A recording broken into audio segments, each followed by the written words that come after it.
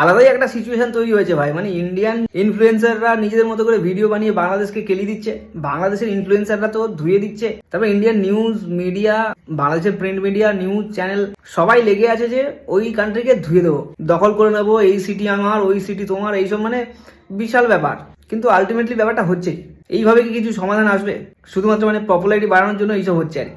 ছিল সংখ্যালঘু সংখ্যাগুরুর মধ্যে একটা সমস্যা, যেটাকে নিয়ে বিভিন্ন রকম ভাবে আক্রোশের মুখে পড়েছে বিভিন্ন লোকেরা। এখন দেখছি জিনিসটা পুরো পাল্টে গেছে। মানে মুসলিম কেউ সোশ্যাল মিডিয়াতে এলেই তাকে বলা হচ্ছে বাংলাদেশ চলে যায়, মানে সে বাংলাদেশের।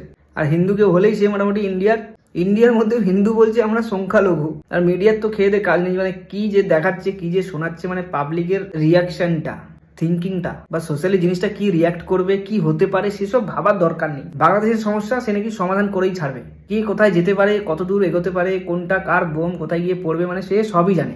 অন্য কোথাও শোনা যাচ্ছে না, নিউজ অ্যাঙ্কাররা চিৎকার করে মরে যাচ্ছে। এইভাবে সমাধান ধরেই আসবে। মানুষের সামাজিক বুদ্ধির যদি উন্নতি না হয়, চেতনা না জাগে, তাহলে আর কি আন্তর্জাতিক ইস্যুতে মুখটুক খুলে লাভ নেই। ঠিক আছে, একদম জেনে বুঝে দেখে শুনে যুক্তি লাগিয়ে তবে গিয়ে কিছু একটা কমেন্ট বা কিছু একটা কথাবার্তা বলতে হবে, না হলে জিনিসটা পরপর খারাপ হয়ে যাবে।